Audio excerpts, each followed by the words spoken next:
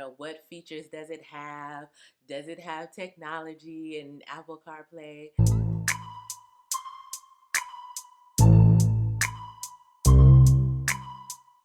Hi, I'm Elena of Financial Demics, where I give you the tips and tools to manage your money, increase your savings and your income, and decrease your debt. And today we are talking about the 5 things that you should consider before you buy a car. So a couple months ago, I released a video about how I went back into debt to buy my kid a car. You can check out all the details of why I did it up here in the cards. But I basically asked if you wanted tips on the car buying process, and I did receive some messages about it. So I definitely wanted to come back and give you a few tips on buying a car, because I do understand that everyone cannot actually go out and buy a car cash, just depending on their situation, but you can try to make it work for you. So I'll give you both sides of it, whether or not you're trying to buy a car cash, or if you are buying a car using a loan, then you can apply these tips to your situation so that you'll come out in a position where you are able to purchase the right type of vehicle for your situation. And also, you want to be in a good position if you do take a loan to be able to pay that loan off as quickly as possible. So the first thing that you should consider is how much you can afford. I know you thought I was going to say, look at the type of car, what features does it have? Does it have technology and Apple CarPlay? Nope. How much can you actually afford? And the only way that you're going to really know this number is by looking at your finances. So you should have a budget in place or a spending plan in place so that you know how much you can afford. And just a tip here, how much you can afford is not going all the way to the point of spending all of the income that you receive for the month. You definitely want to leave money available for your future financial goals. So if you were planning to actually purchase a car and was saving for that specific purchase and have money put to the side, then that's great, and you can use what you have saved in order to do that. Now, if you get into a situation like we got into where it was unexpected that we had to purchase another vehicle, then you want to look into, if you have to get a loan, how much of that can you actually pay for? So if you do have to take on a car payment, you want to be in a position where you can be able to pay that car off quickly and be in a position where the cost of your new car and any expenses that come along with it are not going to have you strapped for cash. Another part of this is whether or not you have a trade-in or not, and how much that trade-in is actually worth. You will really want to get an appraisal, but a way to have an idea of how much your car is worth is by going to either Edmunds.com or kellybluebook.com and putting in the criteria in which your car falls into, and then seeing how much that car is worth. Now, when you're putting in the criteria, please be realistic. I normally like to step down off of where I think my car stands. So if I think my car is in good condition, I'll look at fair, because then fair condition will tell me, okay, at the very least, this is how much it may be worth.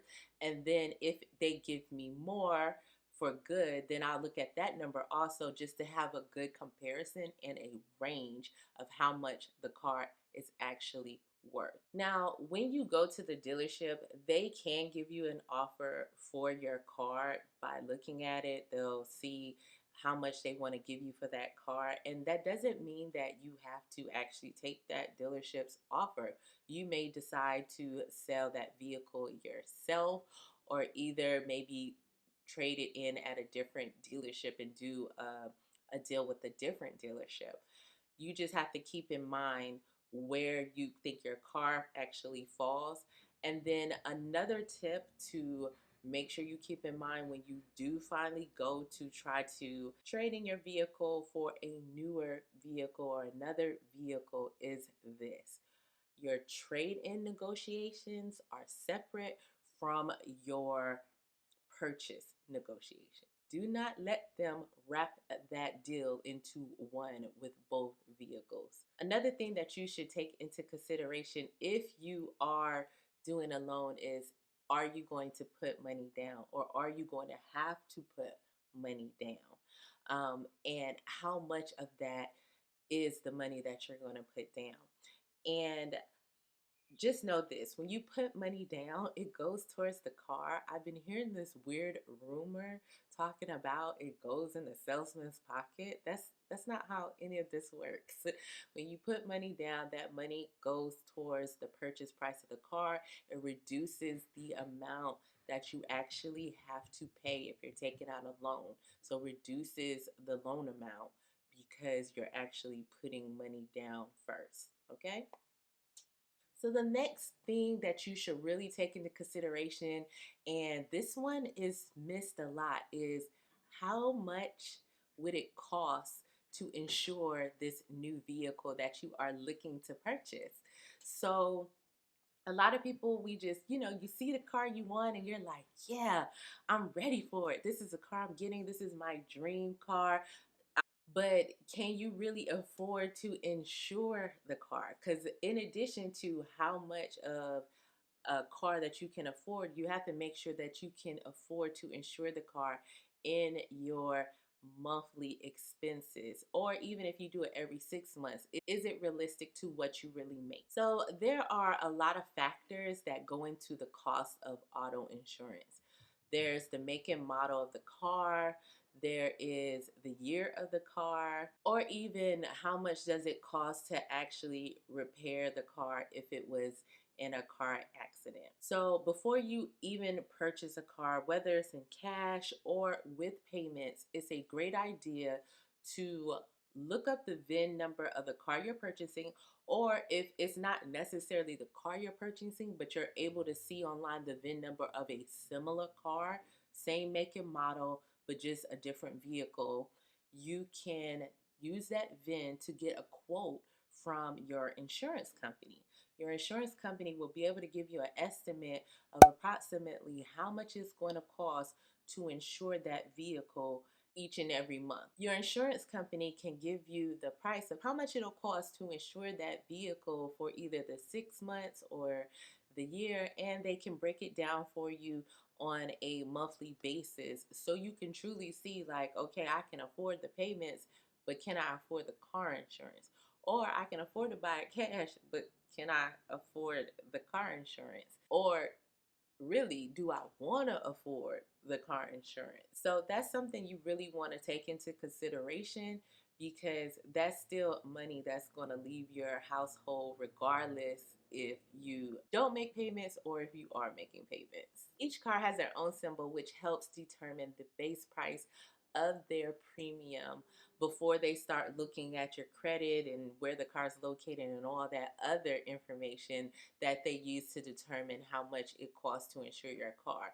So you definitely want to also take that into consideration, because believe me, a 2019 Honda Accord and a 2019 Audi A4 does not have the same cost. Before we move on to the next one, in the comments below, let me know what are one of the things that you actually take into consideration when you are purchasing a vehicle.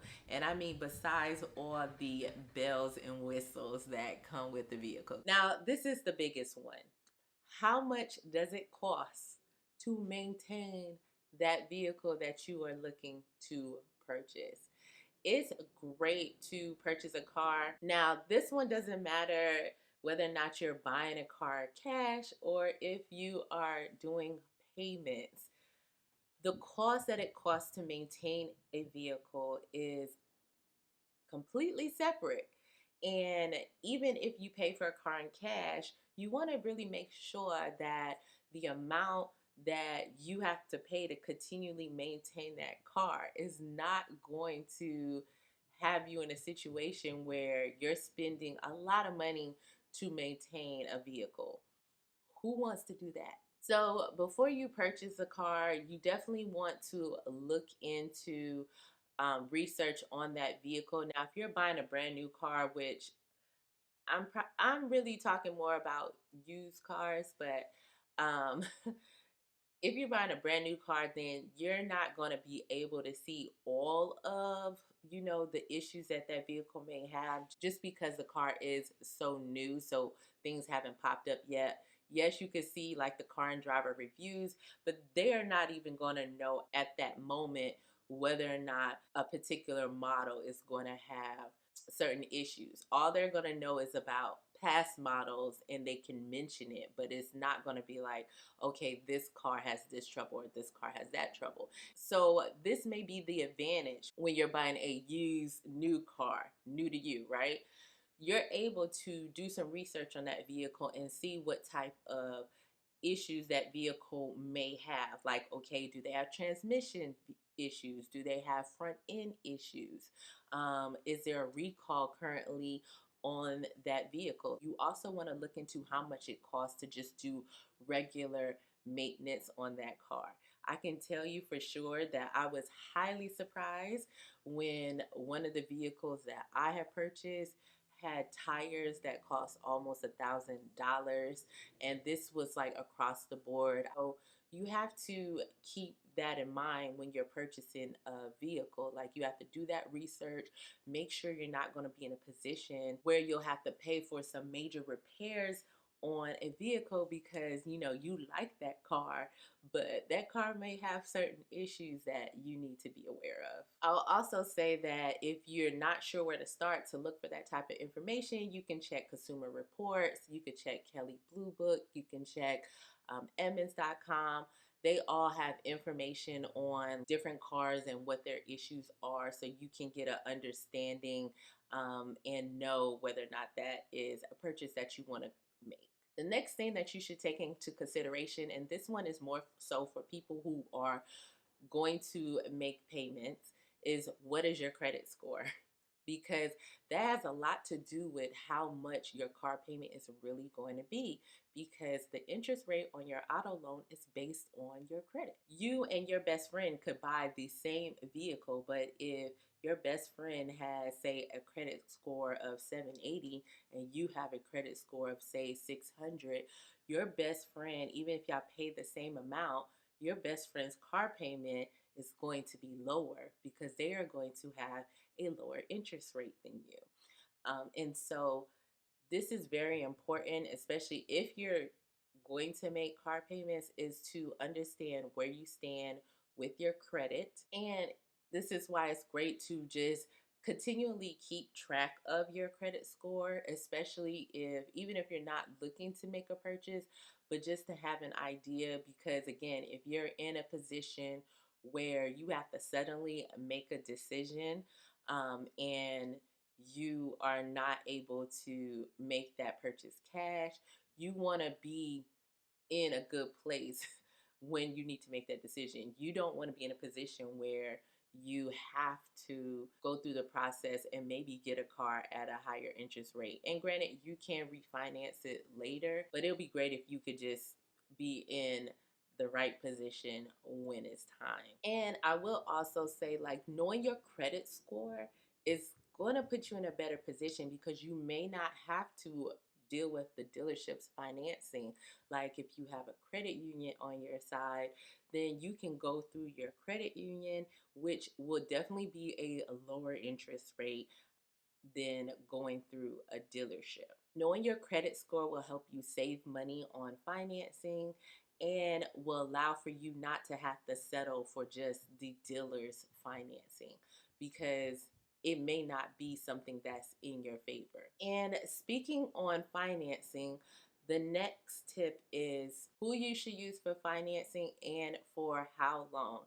So I have not financed a car in so long that I did not realize there's loans out here for like 84 months. Like, are you serious? Like, that's a long time.